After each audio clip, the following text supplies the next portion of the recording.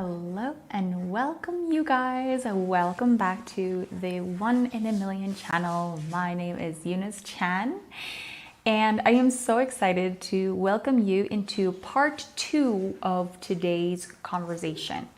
It's a continuation of the topic we had last time about the ultimate cure to jealousy. So today we're focusing on part 2. If you missed out on part 1, you can always go back to watch the previous video. Last video we talked about how do you find your way back to your genius, and what is your jealousy trying to tell you, and why it showed up in the first place. So today we are going to talk about why we feel jealous of other people, right? We're going to address a deeper part of us that is hurt, it is wounded, and that actually needs some healing. When I feel jealous, I feel terrible about myself. I feel so terrible because not only do I know that it is not a healthy feeling, it's not good for my system, it's not good for my nervous system, it's not good for my body. A lot of times we feel bad, and let me know if this happens to you as well. We feel bad thinking that we are a terrible person to the person that we're jealous to. We think that we're a terrible friend, we think that we're a terrible family member. It feels really bad because we keep thinking that that person is getting ahead of us. And so there's this sense of invisible competition, even though, there's no real competition going on, and life is not a competition. And, everyone has their own destination, arriving in their own timeline. But sometimes it feels like we're in this competition and we want to be the one who gets there in the first place. And when someone gets there before us, we feel like they're getting ahead of us. And that doesn't necessarily feel very good.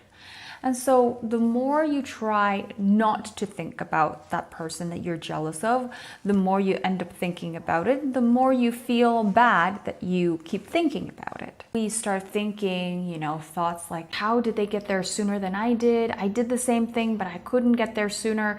Why couldn't I have thought of it first?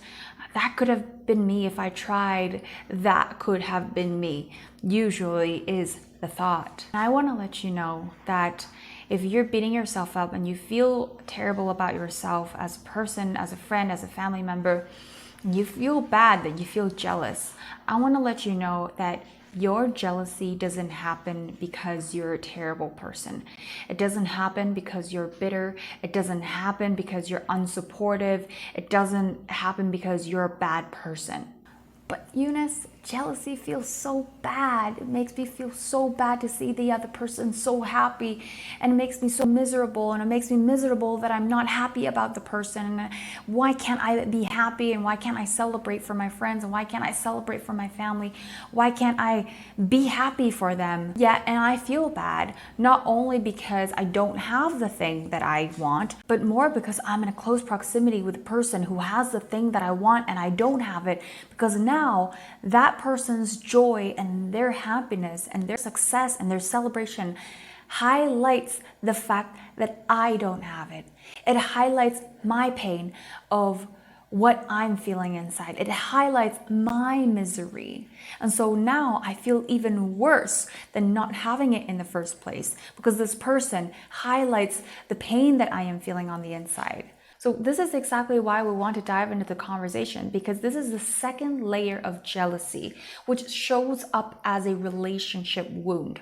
So on the first part of jealousy, we talked about how you are not focusing on yourself. And because of that, you've lost touch. You've lost that connection with your inner gifts. Now, the second part of jealousy is when you lose touch with your gifts. And then on top of that, you've got some relationship wounds that have happened in the first place, that has happened in the past. Maybe you have been abandoned in the past. This is the relationship wound that is being activated. This is the pain that reminds you that people could leave you. So one of the reasons why this could possibly be happening is because you probably have been left by someone in the past that have been doing better than you, that have exceeded you in a certain area of your lives. And so therefore, therefore, when they started doing better than us, maybe they moved to another class. Maybe they got to have different opportunities that, moved them to see other things that we didn't get to see. We start to make it mean that if that person has something that I want, that I don't have, or that I cannot reach, they're going to move on with their life without me. They're going to go on to experience their amazing life without me. They're going to have new opportunities that I want, that I will never be able to have.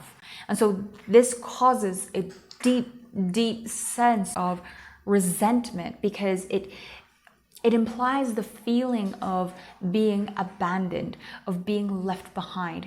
Like, I'm going to be left behind when you go ahead to pursue your happiness, and I have to stay here.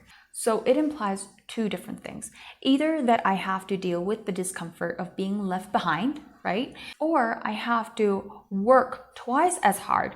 I have to work extra hard to try to catch myself up to where you are. And both of those options don't seem like very possible options for me, and they're not options that I'm very pleased about. And neither of them make me very happy. The way that I would try to control my external world, or the way that my inner resentment is trying to express itself, my dissatisfaction is trying to express itself, is by saying, well, I don't want to be left behind.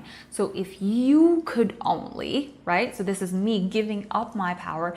If you could only move on slower, if you could only wait for me, if you could only stay behind and just wait for me to catch up, right? If only you could just stop moving on so fast so that I could catch my breath. Or slow yourself down so that we can move together on the same level. We could move in the same pace so that I don't have to experience the discomfort of being left behind. How would you personally feel if your friend approached you as you're doing really well in life? You just got your maybe job promotion, you got a massive raise, someone gave you a massive gift, you met someone incredible, and you're moving on to the next stage in your life, right? And all of a sudden your best friend comes up to you and asks you, can you just tone it down a little bit?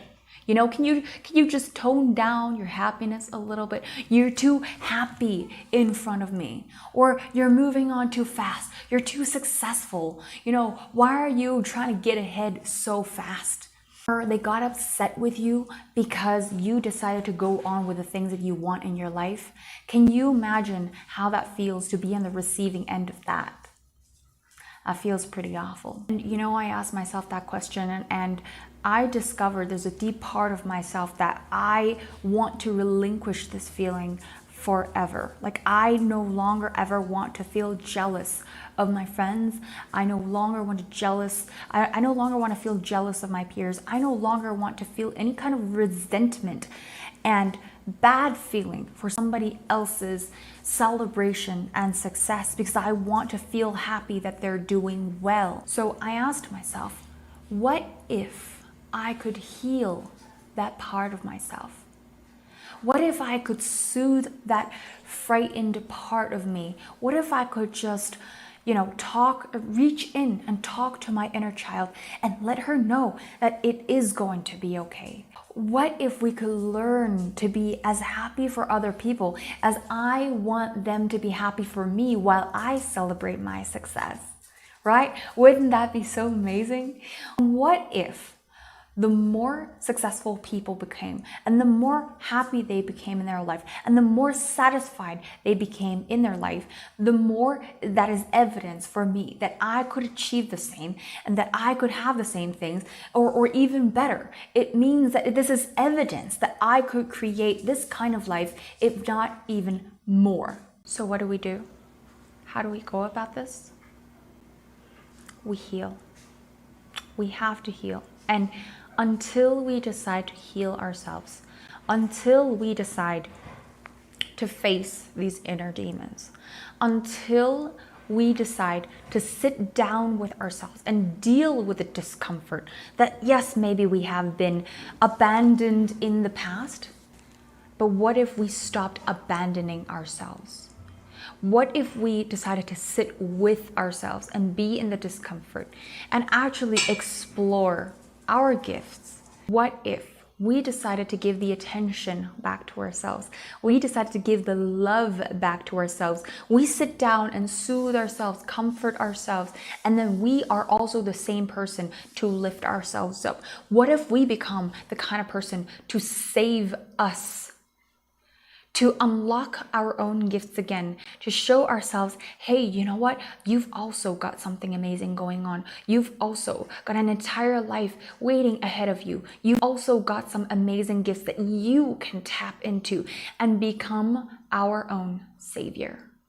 So instead of waiting for other people to save us, instead of hoping and praying that other people will not leave us, instead of hoping that other people will become our savior, we become the one to give everything that we need to ourselves first. Because ultimately, we cannot rely on the love, the company, the attention from other people that we are not giving to ourselves first. And so this is how we can learn to celebrate others as much as we celebrate the greatness of ourselves. This is how we can start to believe that the success that other people have, the momentum that other people are having in their lives, this is evidence. Not only can we have it, not only is it possible, we can achieve it, and we can have our own version of our success story. I hope this conversation helps you shift into a more empowering narrative